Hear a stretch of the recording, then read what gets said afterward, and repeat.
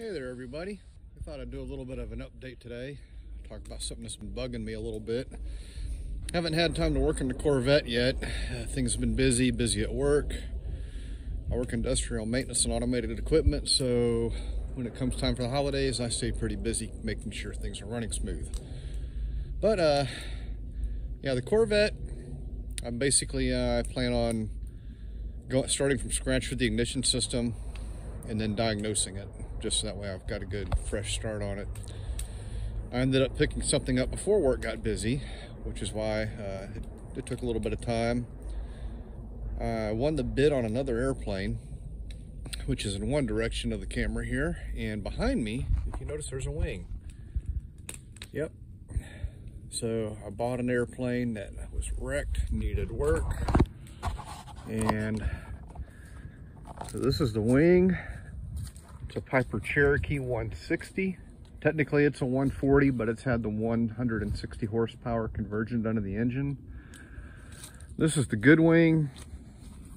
I've got the landing gear collapsed. It makes it easier for transport, the way I have it folded up on the trailer. That's my mouthy border collie. She's very opinionated. But this is the good wing. So this is what a wing looks like. It's a 1971 year model. Nice paint. It was very well kept. This is a flight school plane. Really? Can you sit? Speak? Good girl. All right, enough of the dog. So over here is the plane.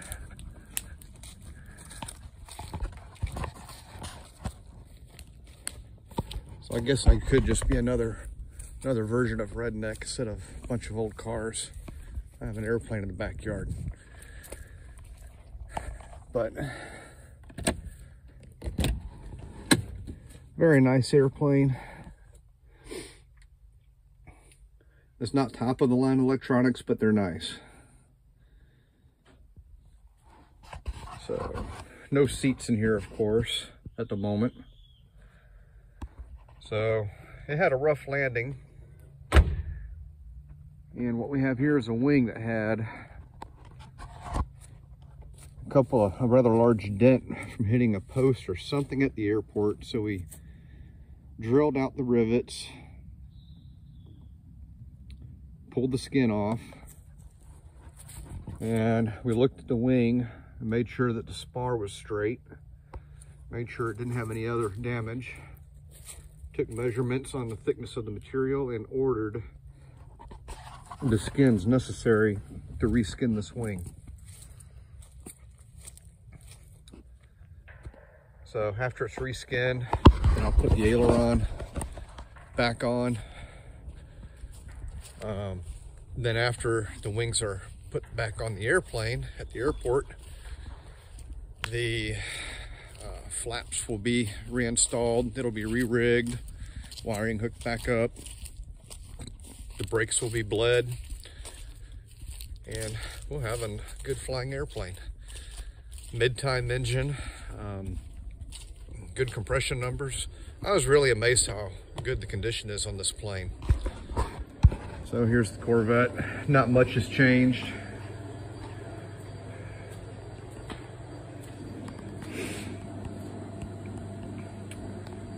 So maybe this week I can try to get into that. I hope. I've been saying that for a while. And then out here is the Jeep, which is what I want to talk about today. So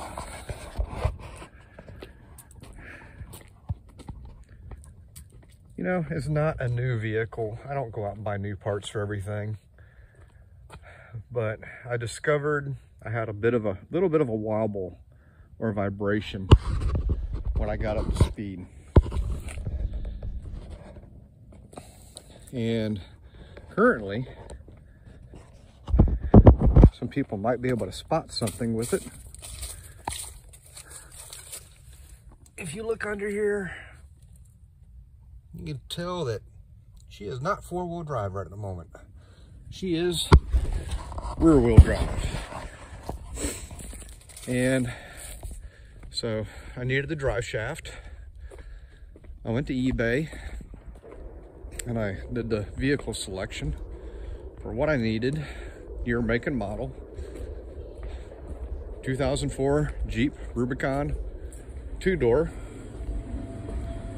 with the 5-speed transmission. And what I ended up with was a drive shaft that was actually too long. I know some Jeep people out here will probably be rolling their eyes and saying, well, you have a different transfer case. Well, unlike the airplane where you research every part number and every little thing with it, like with the airplane, you don't go by your make model, you go by your serial number. And that's how you do parts, which is kind of nice at times, and other times it can be a little frustrating depending on what the part manuals are saying. But in this case, you know, like a lot of automotive things, I simply went online and punched in what I had. I had a listing of used parts show up. I saw one for, I think it was $180 from, I'll go ahead and say the name because what I'm saying is not untrue. It was Baseline 4x4. Sells a lot of parts. They have a lot of feedback. They also have some negative feedback. Some of it's from me now, because what I got was a shaft that was too long. So I simply replied back, hey, I'm going to let them know that I was doing a return request. And usually when I've done return request, you'll get a PDF file for the label to ship it back. I did not get that. I got a picture of the label. It wasn't the best, but I was at work where I can really manipulate an image, and I got it to print out really, really nice, and it was enough to make UPS happy. And I sent the shaft back with a, like an invoice, you know, just to show my information and the part number on it. The seller said, well, it doesn't fit your vehicle because of this and this. Then he said, as we spoke on the phone, I told you it wouldn't fit your vehicle. We never spoke on the phone, never at all. It was almost like the guy was delusional. Girl, whoever it is, the person on the other end was delusional. And it was quite honestly, out of 20 plus years with an eBay account, I've bought and sold, the worst experience I've had. You know, actually I had one other experience that was quite bad. That might be another story. That was challenging, getting a deposit back on a car that I had put a deposit on and then found out there was more wrong with it. But we'll stay on track. Anyway, what I want people to know is just be careful on eBay. And there are things to help you. eBay touts a lot of this eBay buyer protection, and it's out there, but you got to be persistent. So what started this was, so after the seller got the return, he only gave me half my money back. No explanation. eBay didn't offer an explanation. I just only had half my money, which was roughly just over $100 that I was missing out of the $200+ that it cost me to buy the item.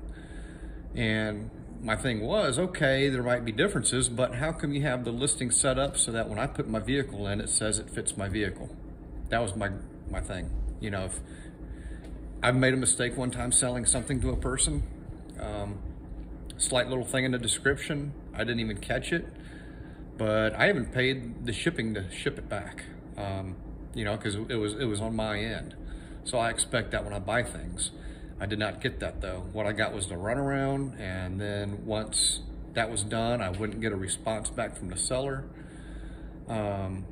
So I got on eBay. At eBay now, if you go to the contact us part, and I forget how I exactly got to it, you might have to do some digging on it, but there was a selection there where they can call you. You know, people know it's hard to call eBay, but there was a section there where it says, you know, click on this link and we will call you. And I mean, within 5-10 seconds, boom, my phone rings and I got to start an appeal. So I explained my reasoning, and they said, okay, sir, well, it should be 24 to 48 hours.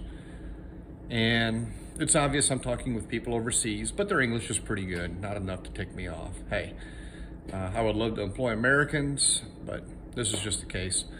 English is pretty decent. I got my appeal started. And then on eBay, it even said you should see results in 48 hours. Well, things started getting busy at work. You know how life is. There's things that are more important. But then after 9 days, I followed up on it. I hadn't seen anything back. It still said you'll see something in 48 hours. I hadn't. So I called eBay back, or I clicked on the link, had them call me, and I spoke with a lady on this go around, and I told her what was going on, and she said, well, you will hear a response between 7 and 10 days. And I was on day 9. So, okay, I'll do it. Whatever, I'll play ball. So things are busy. I think it was day 13. Hadn't seen a change, you know, nothing from the seller, nothing from eBay. So I clicked on it again, they called me, and I got somebody, and I said, look, this is what's going on. On this day, I spoke with somebody, they said I'd hear something in 48 hours. How about this? I gave you 9 days. This person said it would be up to 10 days. So, okay, I played ball. We're up to 13 days now. You know what? I should be getting my money back. You know, what is the eBay protection for if you're not going to help me? And I never got irate. I was just blunt and to the point. You know, it's not worth it to go cussing at people when you do that. They're not going to help you. If they can help you, they're definitely not going to do it if you start acting like a child with them. You know, I never raised my voice. I was just very blunt, short, to the point, and said, you know, look, this isn't what you guys promise. And so they took my information and then also got me with a supervisor. And I mentioned it with the supervisor. Then they sent me to another person that was more specific to the issue. And I explained it, and they said, okay, sir, I'll be looking over this. I said, I can't make a promise, but it looks like you will get your full refund. And the next morning I got an email from that person on eBay telling me I was getting my full refund back. So if you have sellers that act fishy, there are ways to go about it, but you have to be persistent, apparently. I do use a credit card with buyer's protection, but when I called them, they said you need to go through eBay first. If you don't get a resolution through eBay on the matter, then you contact us. So yeah, look out for these people. It sucks. Apparently I've seen where other people have returned items, or they ask for a return slip and they never get it. Or when they return items, the seller never acknowledges that it's been gotten returned, even though on the tracking it shows it. So just be careful out there. There are some bad apples. Most of my experience has been good, especially when it's an established seller. I don't buy from people with less than 10 feedback, and if it is less than 10, you know, we have to speak, basically, and that's usually on bigger dollar items. It may be a vehicle, something like that. But watch out for yourself. There's scammers out there. There's people that, you know, this person's got a business going strong enough, the $100 really wouldn't hurt them. And honestly, when you have a business like that, you really need to keep your customers happy, especially when it's your fault. Just own up to it. You know, we have a lot of people these days that are not willing to own up to their own mistakes. And when they do that, other people lose all respect for them. You know, I'm not perfect. There's been times at work I've trashed a $5,000 belt. I call my boss up and say, man, I tell you what, when I screw stuff up, I do it right. The only way you will never ever screw anything up in life is if you don't do anything. So, you know, nobody's perfect, but, you know, own up to it. You own up to it, people go, well, you ain't screwed nothing up in a few years, so whatever. But anyway, that's where we're at for now. Hopefully soon we get back to the vet. I took the Porsche out today for a little bit, had a little fun with that. It was getting to where I just needed a few days just to settle down, relax, and kind of get a recharge. Anyways, I hope you like and subscribe. Hope you like the videos. You know, I'm just out here trying to just share what I'm doing. Hey, if you want to see some videos on the Piper Cherokee, let me know. We can do something like that. And actually, tomorrow morning, if the weather is good, there's a fly-in, or actually breakfast club. So I might take the Cherokee 180 that I have that's in flying condition. It's annual and everything is good with it. But we may take it to breakfast and also see some friends down in that part of the state. So anyways, thanks for watching, and I'll talk to you next time.